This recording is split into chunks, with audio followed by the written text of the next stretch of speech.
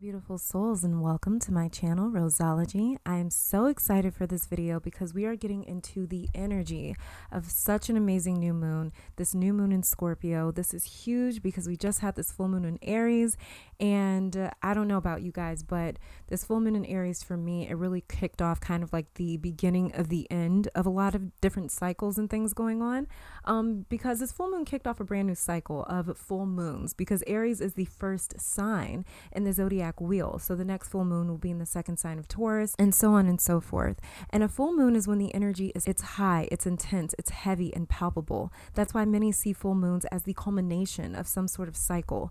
Well, to have a full moon in the sign of Aries, this means kind of like the beginning of the end of a huge cycle in our life. And I'm talking about decade-long cycles where many karmic patterns and rhythms in our life are beginning to sort of taper off or come to a head on the surface. So there's a lot of things, old issues, emotions, patterns, suppressed and neglected things sort of bubbling up to the surface where we don't have a choice except to encounter them. So if you've been taking the last few months or 2019 in general seriously, then you are prepared, armed and ready for this. This is what you've been praying for, because this is the key to seriously changing your life forever. I'm talking about setting up a new cycle, a new pattern, a new karmic cycle that is going to kick off the next decade or two or three possibly of your life. And that's what we're going to be getting into today. So I'll be talking about the astrological chart of this new moon, some crystals, herbs, and other tools you can work with for this new moon in Scorpio, as well as I've even done a card pull here. And I'm going to keep this tradition going where I leave you all with the cards to come up with your own intuitive message that the cards are saying to you specifically. So I will go over my own interpretation of the cards when I get to the cards towards the end of this video. And then I'll just be leaving you guys off with the cards on your own to come up with your own meaning. Okay, so as always, I ask that you intuitively sink into the energy of this intuitive reading for this general message to resonate with you personally. To help you do that, I will be providing a 30-second meditation. So if you'd like to participate, become aware of your own body. Start with your feet and slowly move that awareness up in sections from your legs to torso, chest, head, then arms and hands. This is a time where you don't want to control your thoughts or try to force them away, but you really want to observe instead. Observe your thoughts, your body, and your breath. Take a deep breath in through your nose for around 5 seconds. Hold that breath for 3 seconds and exhale for 6 to 7 seconds. After breathing deeply a few times, you should be centered and relaxed. And when you are, we'll begin that meditation right now.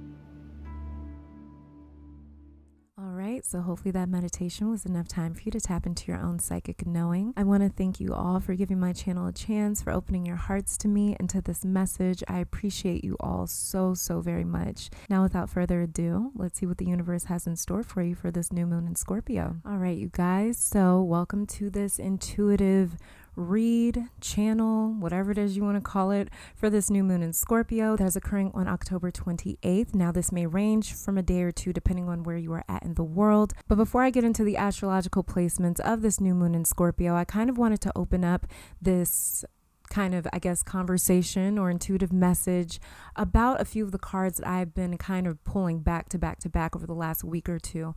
One of them being the Empress, the Wheel of Fortune, and the Justice card. Well, the Justice card, I just had a strong pull connection to over the last week or two, but especially the Empress and the Wheel of Fortune, I kept seeing.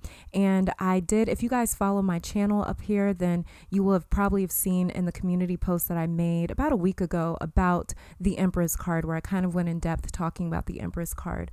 But basically, you know, the Empress in tarot and the major arcana, she's the card number 3 in the major arcana. And the Empress is sort of of associated with abundance, fertility, life. But as I was pulling the Empress card for the last like maybe week or two, I really couldn't connect to her for some reason. And it was so frustrating for me because she was one of the cards that I first connected to when I first started learning tarot. And I just could not connect to her energy for some reason.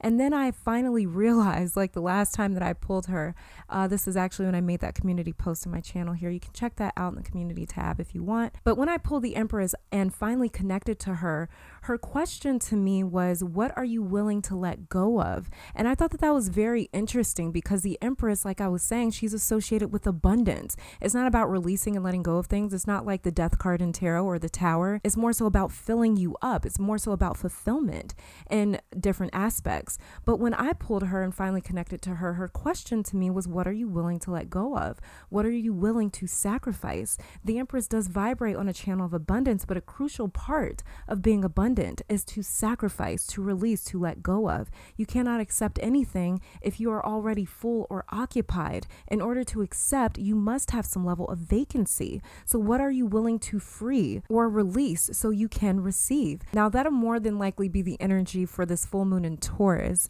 that will be coming up in a couple of weeks from now. But this last full moon in Aries from October 13th set us up for this sort of energy. Full moons mean really heavy or strong energy. It's when the moon is at its fullest. It's bold and bright in the sky because it is full of life force energy. So these are the times to attract anything, whether that be attracting or asking for release even as well. To release, you can look at it as attracting availability or attracting space and opportunity. Opportunity is fertility, right? Because there's a lot of potential and opportunity. It's up to you to create whatever it is you want to create. It's like working with a fresh canvas, right? So with this new moon in Scorpio, this new moon in Scorpio is challenging us to dive deep into our most authentic and heaviest emotions, because the heavier the emotions, the more space is being occupied within our own being. It's kind of like a file on a computer. In my shadow pick a card video, I referred to the shadow, which is also the unconscious brain, as sort of like a trash bin on a computer. And in this trash bin, there's a lot of files on there. Just because something is in your trash bin doesn't mean it's not taking up space on your hard drive, right? You have to actually delete those files for good, where you have no chance of retrieving them back to free up space. This new moon in Scorpio is going after the biggest files in your computer's trash bin. It's saying that this issue, pain, disappointment, fear, or insecurity, yeah, maybe it's taking up a few gigabytes, so let's just go on ahead and erase the entire drive. Let's just start fresh.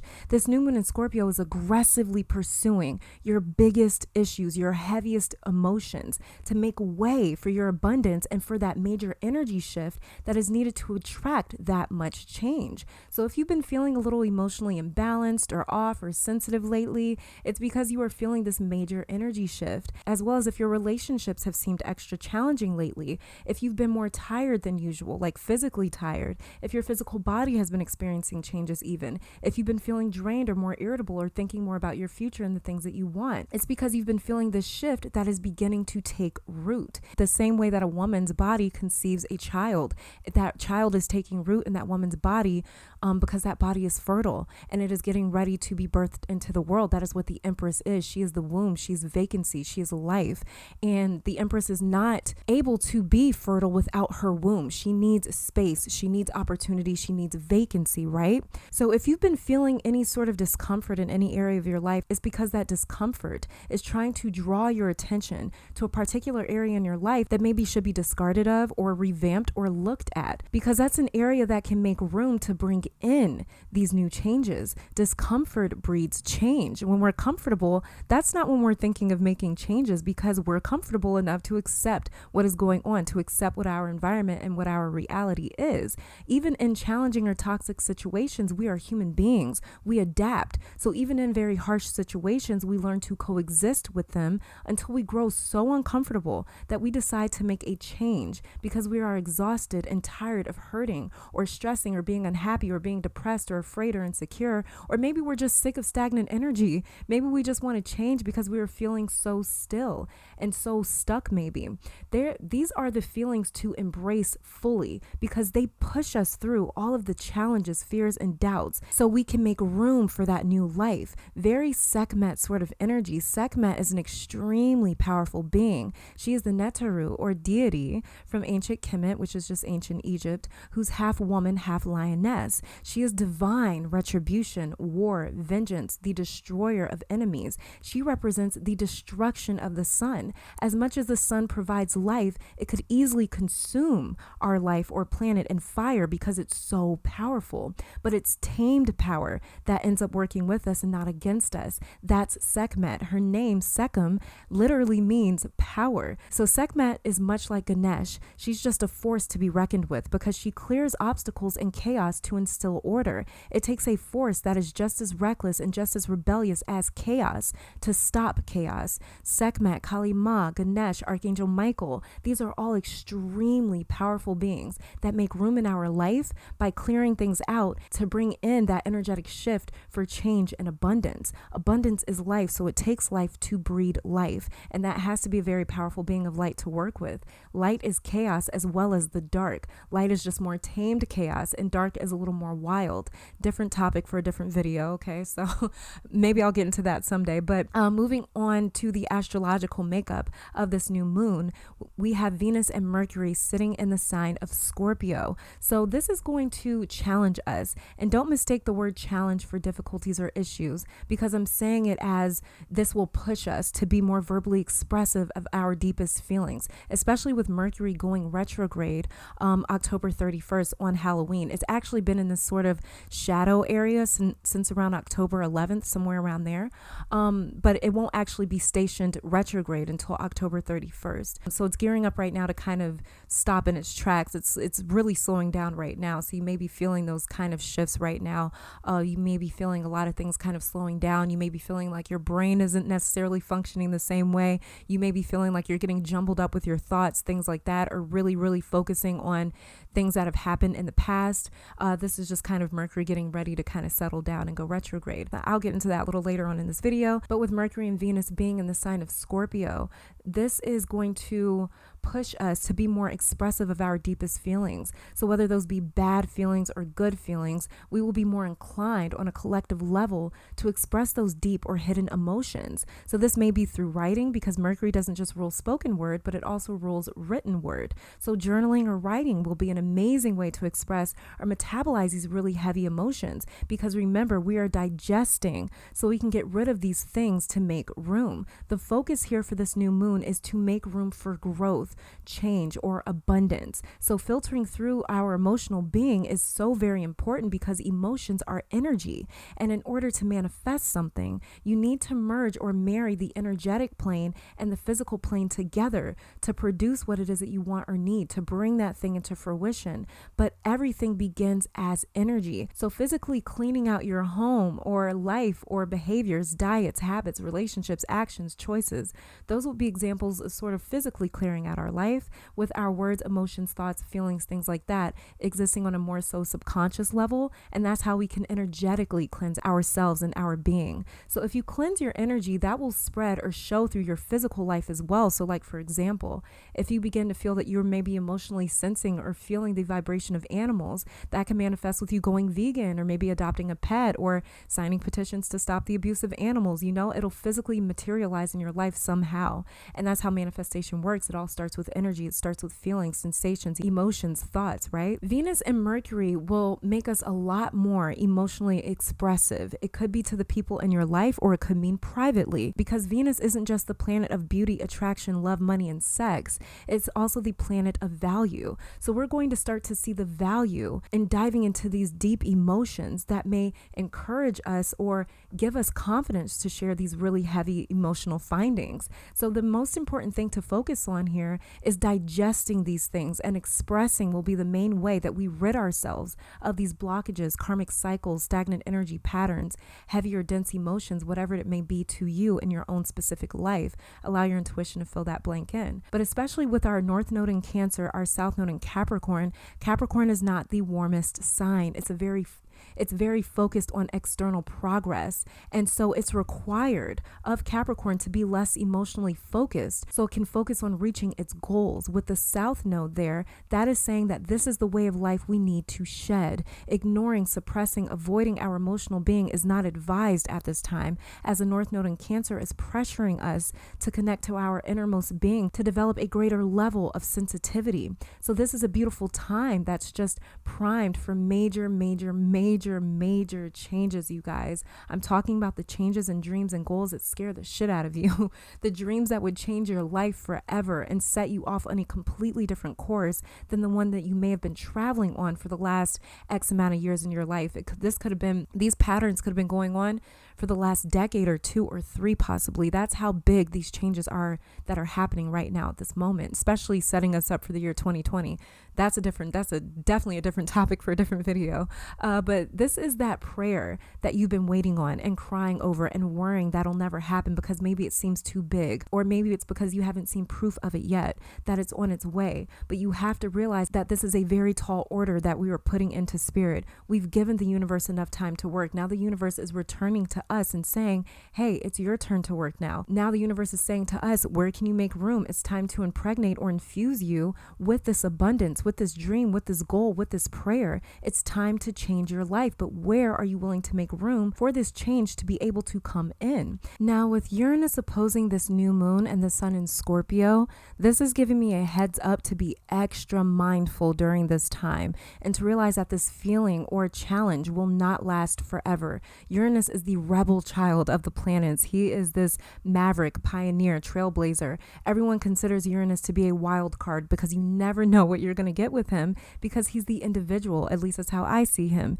He does what he wants, how he wants, when he wants to do it. He's very Wheel of Fortune sort of energy where it's like spin the wheel. I don't know where the dial's going to land, where it's like, Jesus, take the wheel. I have no clue what's going to happen here. It's all about those kind of cycles. You know what I mean? So basically, Uranus is the bringer of spontaneity, fresh, new energy, changing things up. And Uranus is opposing the new moon. So opposing or opposition in astrology, it kind of represents a sort of battle, a tug of war, where you come to this sort of fork in the road. And it's like, what energy will you side with? So this is telling me to be very mindful of your own physical reactions to this challenging new moon, because Uranus is in the sign of Taurus, and it's going to be there for the next 6 to 7 years. Taurus is the sign that rules the 5 senses. So you may want to find physical ways and methods of coping with all of these heavy emotions that could manifest through emotional eating, excessive drinking, binge partying, self-medicating, anger, rage, temperamental behaviors, volatile behaviors, even avoidance in general. You could be more susceptible to during this time. You may try to escape with sex. You know, this is a real time of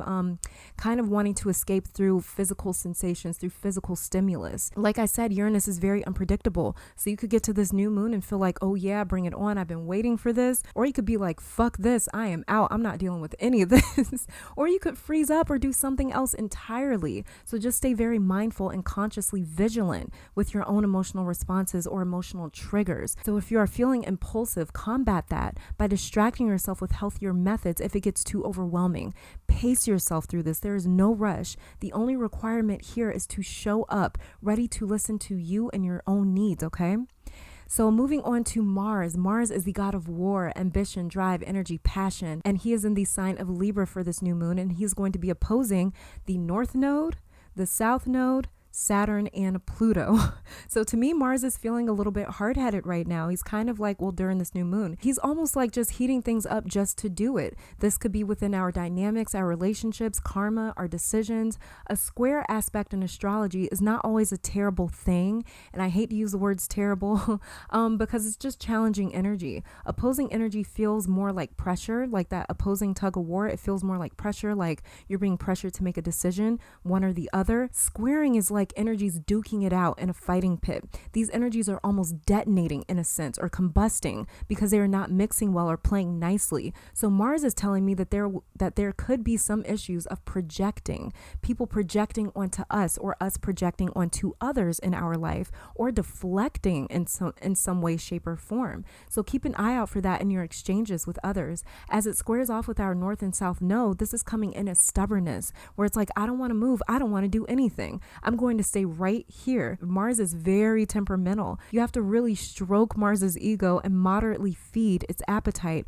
or it can respond through stubbornness or impulsivity or not moving at all, right? And this kind of goes hand in hand because the last astrological thing I'm going to touch on here is Mercury. So Mars being really stubborn right now really goes hand in hand with Mercury going retrograde. Mars not really wanting to move really goes hand in hand with Mercury sort of slowing down for this new moon. So that's the last astrological thing I want to touch on here is Mercury going retrograde. So with Mercury going retrograde, oh my God, how will we survive this? We're just all going to fall off the face of the earth, right?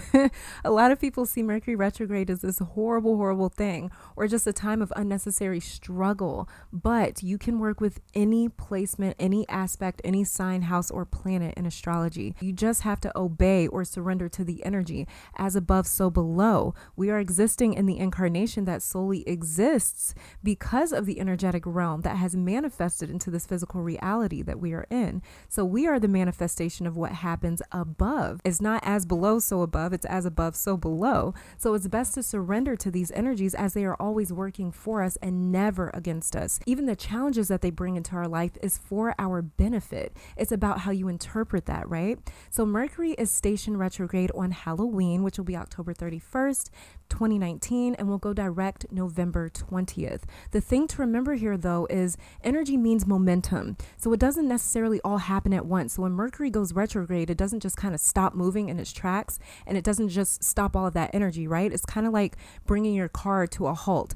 If you are going, the faster that you are moving in that car, the more distance it's going to take for your car to stop. So you may skid a little bit, you know what I mean? It's going to take time for Mercury to come to that complete kind of stop where it is completely stationed retrograde. So we've been feeling that energy now since around October 11th. So there's these periods before and after where Mercury is in this weird place. This is called the shadow zone. So you're going to be feeling this perplexing energy before the planet even goes retrograde. So from around October 11th to the 12th to December 8th and 9th. We'll cover the time of Mercury retreating into Scorpio, and we'll be taking on this time of intense retrospect. This is a time where the saying hindsight is always 2020 is most prevalent, is when Mercury is retrograde, because we're reviewing the past with different fresh eyes, because we're coming from a completely different perspective. So this can be a time of great clarity, because when you are traveling forward, things can be a little obscure, but when you stop or pause, that's when the sharpness sets in, and we're able to see where we've gone and what we've done and the footprint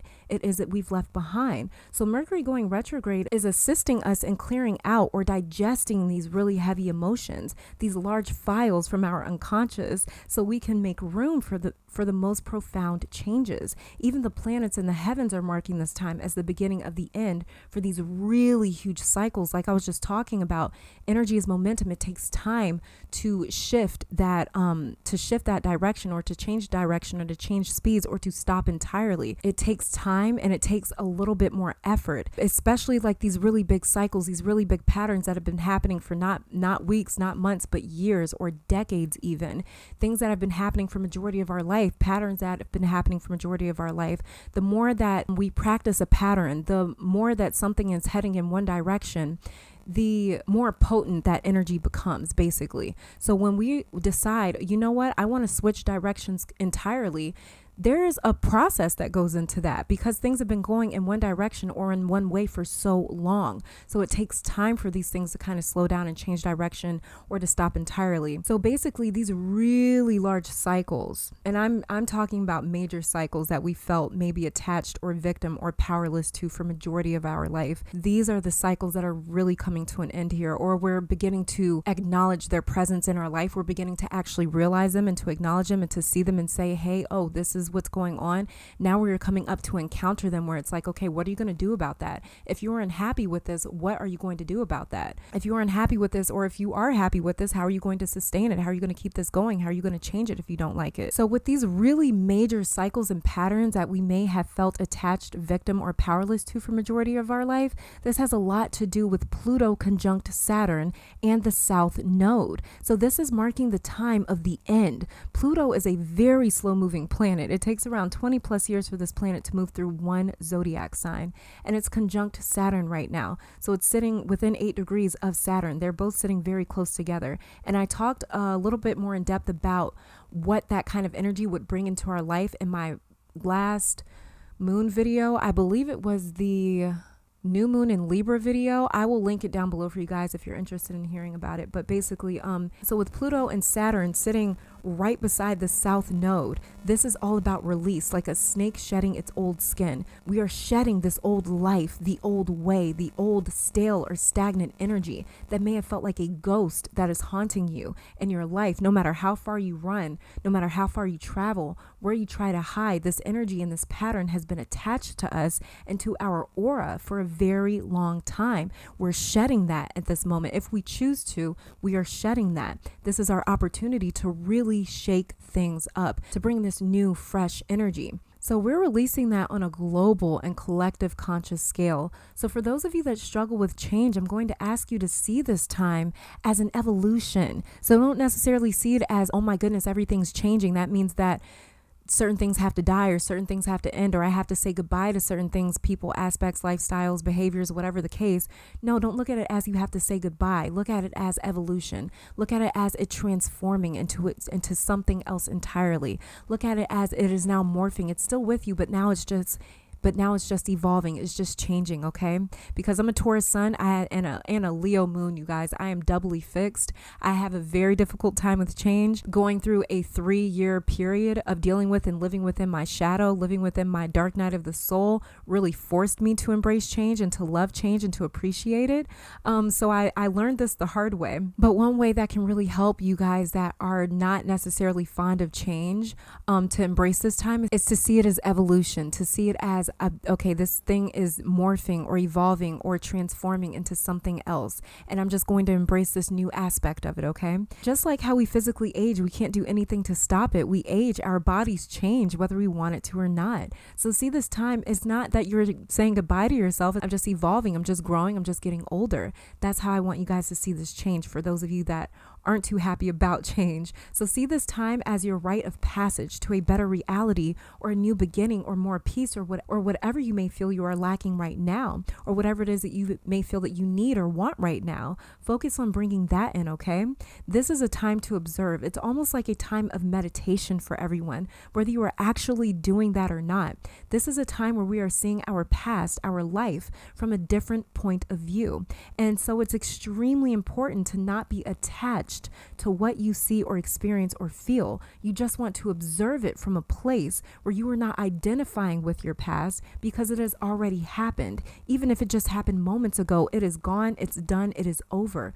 Do not identify with your past. Detach from it so you can become a vessel for change. Like I was saying about the Empress, she is a vessel, she is vacancy, she is a womb ready for conception, ready to carry life into the world, ready to carry your intentions, your prayers, your questions, your wants, your needs, your desires into fruition, into your reality. If you identify with your past, you're turning off your vacant light and the universe will not see you to know that you are fertile and ready for new life. The universe won't be able to hear you. Even if it can hear you or see you, it won't be able to give you anything because you are still holding on to past, to old life, to death. The past is death because it's already done. There is no life in the past, right? So that's how you let the universe know, hey, I'm over here and I'm ready and I'm open and I'm willing. I have the space to receive what it is that I've been asking for and working my ass off for. So, hey, here I am. My vacant light is on. Give to me, give to me. You know, you have to open yourself up to receive. But in order to receive, you have to open yourself up. And sometimes that means that when you open yourself up, things may fall out of your grasp. You know, things may kind of be released out into the universe as well, because the universe is energy and energy just has to move. Energy is constantly moving and flowing. So when we hold on to things, that energy becomes stale or stagnant. It starts to rot. That energy kind of almost begins to die in a way. And you can't destroy energy. You can't kill it, just like you can't create it. But what you can do is you can trap it. And what it'll do is it'll start to stale. It'll start to become energy that you can't necessarily breed or grow from, okay? And this is what Scorpio is. So Scorpio is a sign that is all about, I kind of look at it as like, when it comes to the water signs, I see Cancer as the ocean, and I see Pisces as the ecosystem or the life that is living within that ocean. And I see Scorpio as the very bottom of that ocean, like the depths that you can't get to because it's so dark down there. That's how I see Scorpio. It is at the very bottom. It It's going to the places that no one else can reach or no one else wants to go to. That's what Scorpio is. It's a deep diver. Scorpio is an energy that goes to the very bottom, the very depth of something, whether that be a person, energy, yourself, emotions, your thoughts, your fears, doubts, whatever it may be. Scorpio loves to go to the very depths of it. And that's why Scorpio is considered like this natural investigator, because it wants to sift through everything. It's trying to sift through everything because it's trying to get to the very root of what that thing is. And that's why Scorpio is ruled by Mars and Pluto. Pluto is the god of death and transformation. Mars is the god of war. So Scorpio is this energy that brings together war, passion, and death and transformation. It marries these two together so that the way you can work through your transformation with vigor, with vigilance, with tenacity, with this sort of warrior vibe where it's like, no, I don't care what it is I discover. I don't care how brutal, how dirty, how nasty, how ugly it is.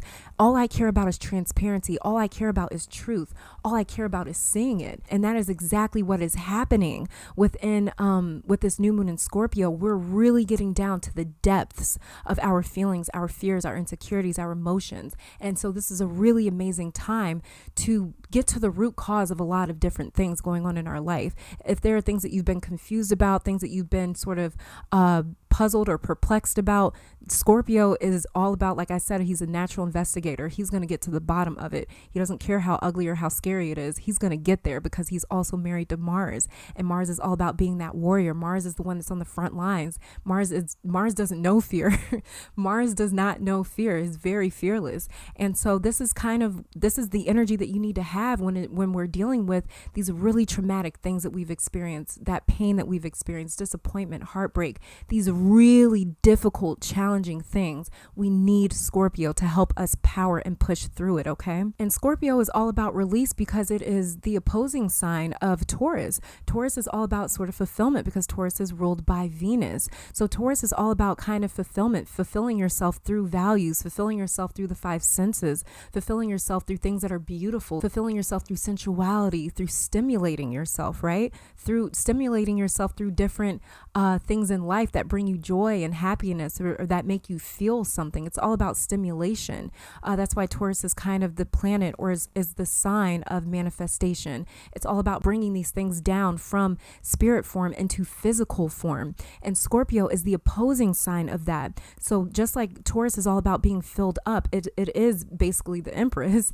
Scorpio is all about releasing. It's the opposing sign of that. If fulfillment is over here, then releasing is on the opposite end of that. And that's what we're dealing with here with the Scorpio new moon, which is really awesome. We're going to need that because that full moon in Taurus is coming up a couple weeks after that, and I'll be making a video on that as well. But now that I'm done with the astrological placements, let's go ahead and get into different crystals and things that you guys can be using. So for crystals and things that you guys can use, labradorite is going to be a really good stone to use, and it is actually very helpful when you're going through Mercury retrograde. It kind of helps to keep your mind focused and settled on whatever it is that you are trying to target or get to the bottom of. So with labradorite here, this will be a really good stone to use. I always try to find reasons and excuses to use labradorite because I just love it. It's such a beautiful stone. Some other stones that are going to be really, really useful anytime you're dealing with scorpionic energy is smoky quartz, because smoky quartz, it really keeps you grounded.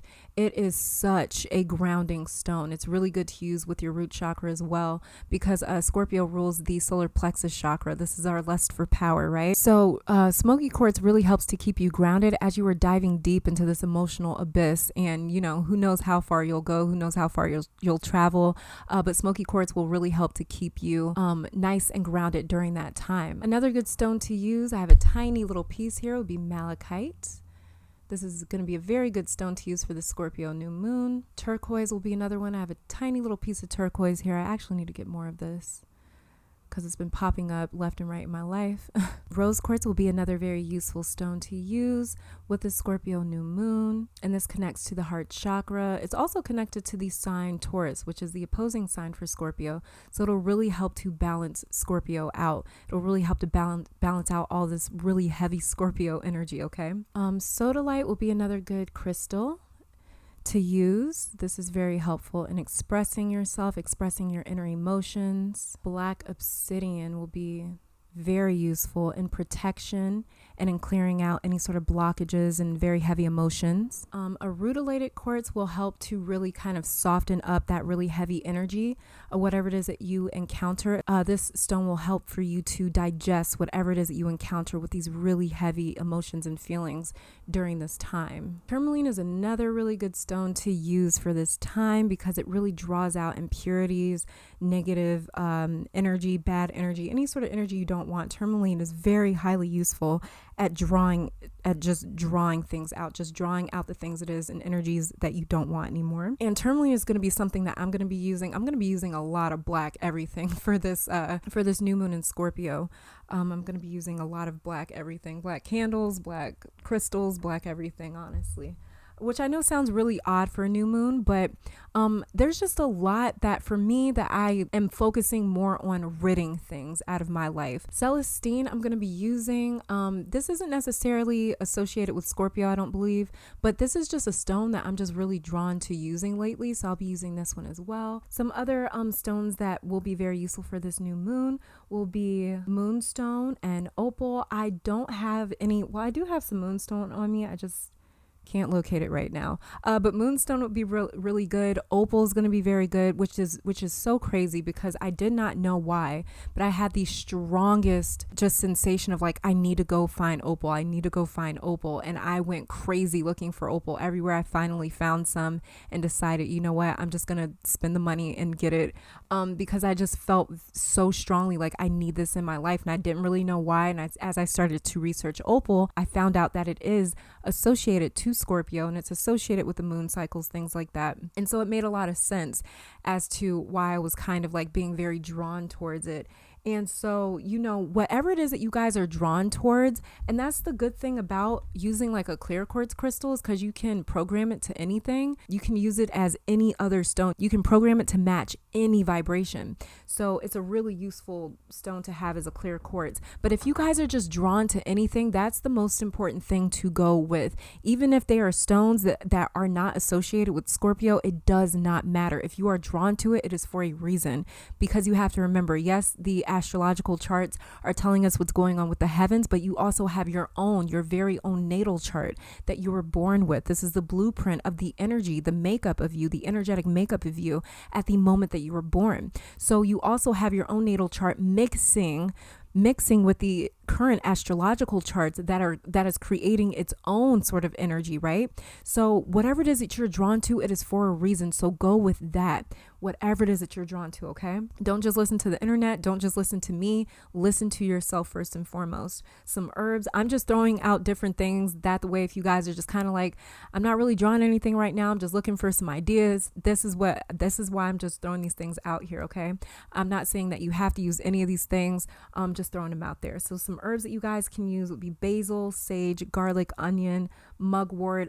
Me personally, I'm really drawn to anything that is green right now for some reason. Rosemary, things like that will be very useful, helpful with this. And you can mix these herbs together, put them in a mojo bag where you can carry them around. You can set the intentions for each herb that it is that you use. So make sure when you're in, I can actually do a more in-depth video on how to actually kind of bind your intentions to herbs and to crystals and to different products and tools and things like that, and how to kind of make your own concoction. So I can actually make a whole separate video on that for you guys. If you're interested in that, just let me know in the comments. Some candle colors to work with would be white, gray, brown, dark red. I'm going to be working with black candles. Like I told you guys, I'm going to be working with all things black for this new moon in Scorpio, which I know people kind of associate the color black with like releasing, banishing, getting rid of things, shedding things, things like that. But for me, I don't know. It just feels really, really important to use. That's why I'm telling you guys, just go off of whatever it is that just feels right for you, because that is when your intentions, your prayers, your manifestations, your conversation with the universe, with spirit, with these higher dimensions, with these higher powers, that is when they hear you the most, because you are really feeling it. If you're drawn to something, if you're being led to something, that's because that is the thing that has the most energy for you. It has the the most potent energy for you. It's a very potent energy. So when you are interacting with these things that you're drawn to, you're really feeling them. And the more you feel something, energy is currency to the spiritual realm. So the more you feel something, the easier it is for these higher dimensions to hear you. Okay. And a symbol that I'm going to be working with this new moon is referred to as many different things. It can be referred to as amulet of the buckle, the knot of a set, or the girdle of a set, the knot of Isis, girdle of Isis. A set is just the actual name of Isis. Isis is a Greek name. A set is her Kemetic or Egyptian name. But this is the buckle of Isis, the girdle of Isis, the blood of Isis, but it was called in the ancient times Jet or Jed. This is a symbol for a set because this is showing her basically life force. So this used to be representative of a woman, basically when she was clearing out life to be able to bring in new life. And I just thought that this went perfectly with this new moon because for a while, I was like, I really need a knot of a set. I really felt like I needed it. I'm going to be using it for this new moon in Scorpio anyways. But basically, this is all about a set's power. This is about binding and releasing the joining of opposites. And so this is all about her power, her strength, and how we can bring two things together in union to create a different reality, to create life. And that's why it represents life, which is, I thought it was just perfect for this new moon because we were really trying to bring in life for this new moon. So I also wanted to include this as well. So you can use even amulets and symbols and things like that mean something to you. This is a perfect time to come up with your own sort of incantations, to come up with your own sigils, to come up with your own. And sigils are quite easy to make, honestly. I see sigils all the time when I'm meditating, and that's how I'll come up with my very own sigils. I won't be showing those ever on camera. But basically, it's just a symbol that you come up with that means something to you, whether you see it in your meditation in a dream or not, whether you're just kind of drawn to create something or to make something, you can use that. Those are very powerful symbols and things to use when it comes to manifesting and new moons and stuff like that. Okay. So now that all of that is out of the way, we're going to go on ahead and take a look at the tarot and the oracle cards here. I'm going to go over the tarot cards first and then the oracle cards. And I'm going to give you guys a brief interpretation of what it is that I'm seeing within the cards. But then afterwards, I'm just going to kind of leave the cards on the video, leave the video running with just the cards present. That the way you guys can come up with your own interpretation of what the cards are saying for you. Okay. All right. So starting off with the tarot cards here, and it's in no particular order. I'm just going to be reading them one by one. We have the Knight of Swords. All right. So I am seeing this as someone quick to judge, quick to jump to conclusion, quick to judge their past, quick to judge their actions, their words, their thoughts, themselves, quick to judge their own truth. I'm seeing this for some as a warning to, like I said, not to identify with any decisions or actions or mistakes from your past that you may not be proud of. This is not a time for pride. This is a time for retrospection. And you cannot do that from an honest place if you are judging or labeling or saying that this is how it should be. Fuck how it should be for this new moon. This is about what is and what was, and that's it. No more, no less. So just observe. I'm seeing this for others as a time where we are aggressively facing our truths, our actions, our decisions, fears, doubts, limiting beliefs. This is kind of a wild card here because of the energy of Uranus and Mars, but I'm seeing this as a beautiful time to attack whatever needs to be released. As you can see, it looks like he's running straight into battle. It looks like he is just a hair in the wind, horse in the air. He is running straight into his enemies. Like I was saying earlier, very Sekhmet sort of energy I'm picking up on here. And that's what I'm kind of getting here, but you have to be very careful. Everything has a light and a shadow side. Even this sort of energy, even the Knight of Swords, even Sekhmet can have a shadow side associated to it. And that's like I said, where the sun, it gives us warmth, it gives us life, it gives us food, it gives us a lot of different things, but it can also consume us. It can also burn us to death as well. So, you have to be very careful with this energy. You have to be very mindful of how it is that you're expressing it and using it. Moving on to this card here, let's see what we've got. And we have the Six of Swords in reverse. So this right here for me is totally about not rushing through anything. And that must have been why I was seeing this Knight of Swords as a warning, because I was wondering why I was seeing this as kind of like a warning to be mindful, to be cautious. But this may be a very uncomfortable time for many of us. I know for me, the last week or so, I was feeling this energy so intensely. I was so drained, like energy, like it was like I had no energy. It didn't matter how many hours of sleep I got. It was like I had zero energy. There were moments where I just cried and really didn't even know why, but I knew better than to try to decipher it or to decode it or to suppress it, because I knew that my energy body was trying to cleanse and release a lot of things. Even if I couldn't logically place what they were, I knew my energy body was just doing its own thing. It was just going through its own process. So this is all about stationing yourself in this discomfort or uneasiness or awkwardness, because upright, the Six of Swords talks about traveling, or not necessarily traveling, but kind of like going to the other side, leaving where it is that you're coming from to transition to where it is that you're trying to get to, or to go where it is that you're trying to get to. This is kind of like the card of I'm leaving my past and I'm heading into my future, or I'm leaving this familiar place and I'm heading into unknown territory, right? So to see this in reverse is letting me know this is not about moving right now. This is about sitting still in that familiar place. This is about sitting still in discomfort or uneasiness or awkwardness. It's not about powering through this thing, but allowing it to filter through so we can properly dispose of it. Whatever this heavy energy or emotions or feelings or fears or doubts may be, we need to station ourselves in this. The way that Mercury will be slowing down and just sitting within this moment is the same thing that we need to do no matter how uncomfortable it is. Whatever these heavy feelings may be, we need to station ourselves in them. The same way that Mercury is going to be kind of stationing or slowing down and just sort of sitting within this moment is the same thing that we need to do no matter how uncomfortable it is. Like I said earlier, the universe has done its part. Now it's looking at us to do the other half of the work. And this is what happens when we deal with manifestation and healing. I know I try to be very careful about idealizing healing and manifestation as a sort of finish line to cross, because it just simply isn't.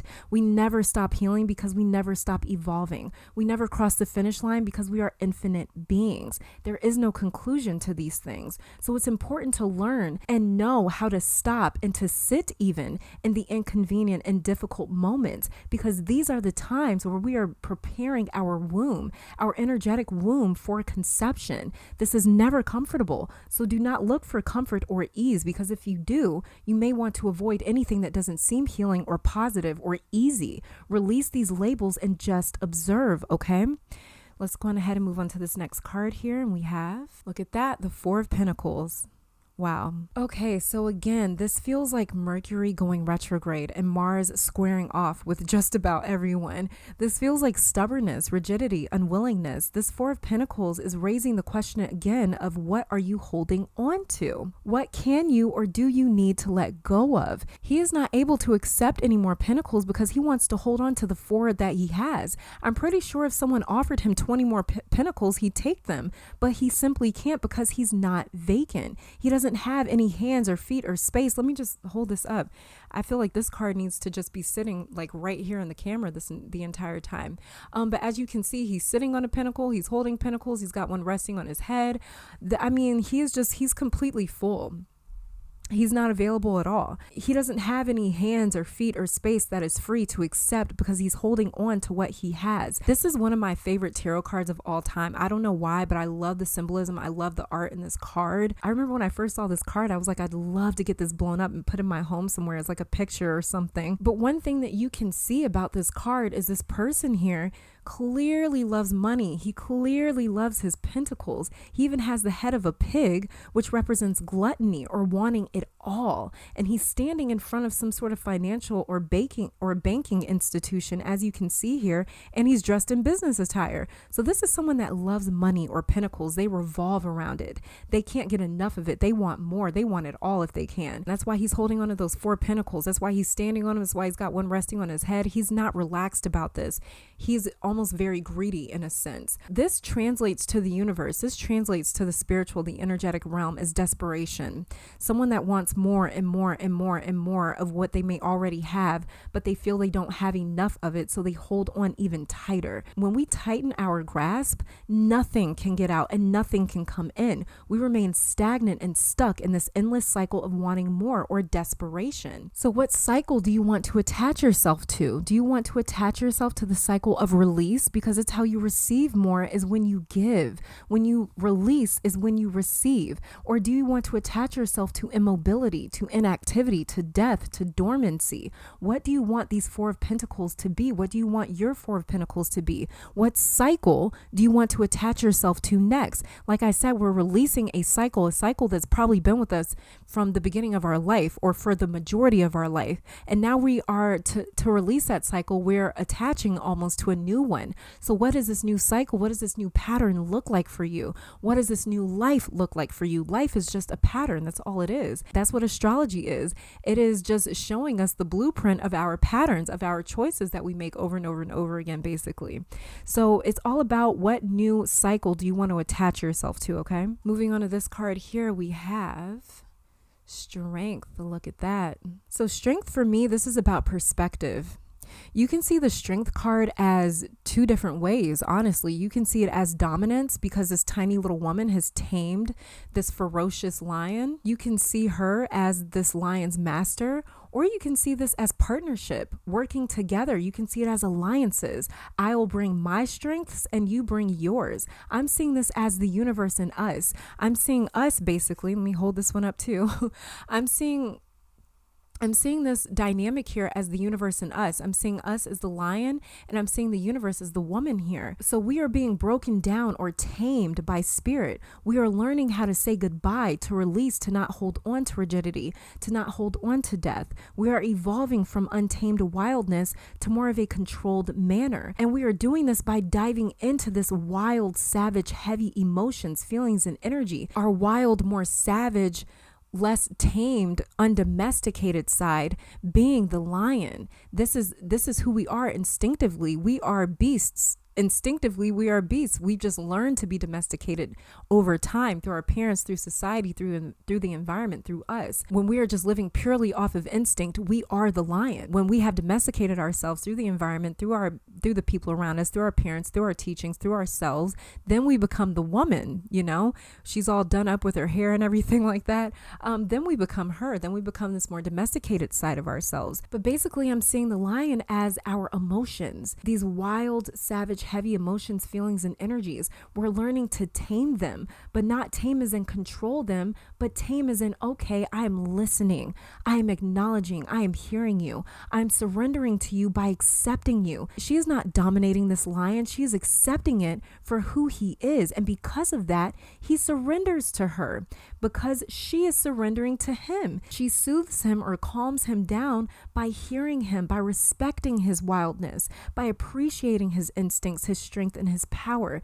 This is about accepting what is for what it is. We have to see these emotions for what they are. We have to see our unconscious, our shadow side for what it is, and to not try and tame it, but to accept it. You want to integrate that shadow into your light. You want to integrate your shadow, your unconscious, into your conscious. This is how we make room for new changes. We dispose of these things by accepting them, by integrating them into our infinite being, because we are infinite. When you work with the eternal or infinite part of yourself, you become a space that can never run out of room. The ego has limited space, but the infinite part of us, which is our essence, our spirit, our higher self, has limited space. It is unlimited. It is infinite, because it is our own filtration system that knows how to digest and keep what it needs and releases what it doesn't. You have to trust yourself to know what it needs and what you don't, okay?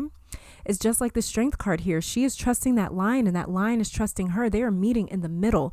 They're meeting halfway. This lion is saying, yeah, I could kill you, but you know what? I'm going to trust you, and I'm going to try to work with you. And she's saying, yeah, you know what? Maybe I am technologically more advanced than you. Maybe, yeah, I have cages and I have guns and I have things that could tame you, but I'm trusting you to not hurt me because I know you have a power to you. Both of these beings are accepting and appreciating and surrendering to each other's powers. That is how you dispose of these things in your life, to make room for that abundance, to make room for the Empress, okay? So let's go on ahead and check out these oracle cards here, see what it is that we're seeing. All right, so the very first one that we have here, look at this, you guys. Release.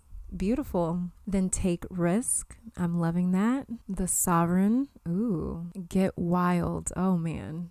It's just like the Strength card that we were talking about. The satire, satyr, I don't even know how to say this, but it's revelry and indulgence. And look at this, you guys, winds of change. Your surroundings will undergo transition. Beautiful. Serendipity, bright new prospects are on the horizon. Amazing. Look at this, earth. Utilize logic, reason, and common sense. Oh my God. Augur, mastery. I guess I'm saying that right. Don't know if I am. Smoke, prayers. Beautiful card.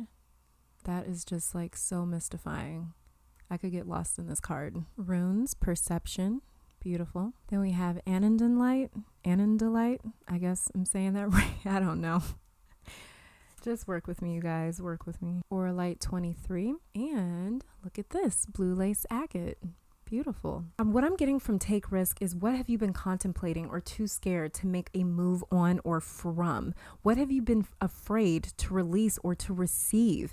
Because sometimes we can also fear success, because success means change as well. And success, you know, we have this sort of subconscious awareness that, you know, in order to bring in success, in order to bring in change, we do have to release, we do have to say goodbye. So sometimes we can even fear success, we can even fear abundance, we can even fear manifestation. So it's really important to get down to those subconscious fears and feelings, those unconscious fears and feelings, which is what this new moon in Scorpio is going to be doing. Like I said, Scorpios, he's the investigator. He gets to the root of the cause. He gets to the base of the issue. Get wild for me is feeling a lot like take risk and this strength card over here. Like I was saying, don't tame, allow it to be wild and free. Don't label it, just observe it. Don't domesticate the lion, observe the king of the jungle. There's so much to be gained and learned when we observe, or become a vessel for knowledge to come into us. And then the sovereign here.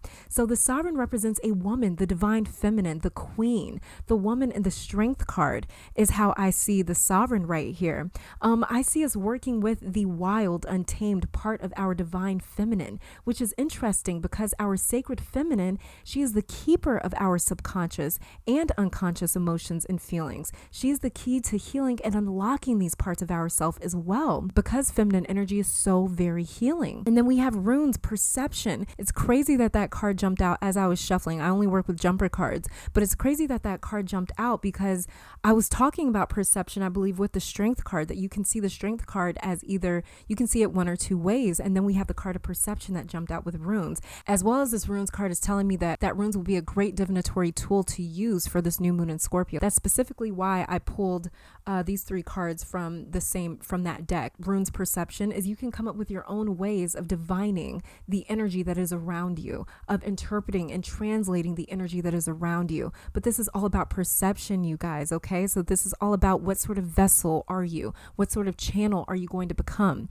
Mastery right here, I feel, is all about releasing. In order to master something, you have to embrace all aspects of it. You have to embrace the life of it as well as the death of that thing. The lessons, the life, and the goodbyes, they are all wrapped up into this one thing. You have to embrace every part of something to master it. So that includes the part where you say hello, that includes the part where you love it, that includes the part where you say goodbye and where you release as well. Prayers, this card is so beautiful to me, but I'm seeing this card as intention, prayers, manifestation. But I'm seeing this card as prayers, intentions, manifesting. Really think, meditate on what it is that you want. But as well as I think that working with smoke, with fire, with candles is going to be very useful for this new moon, because it's happening very close to Halloween when the veil is the thinnest.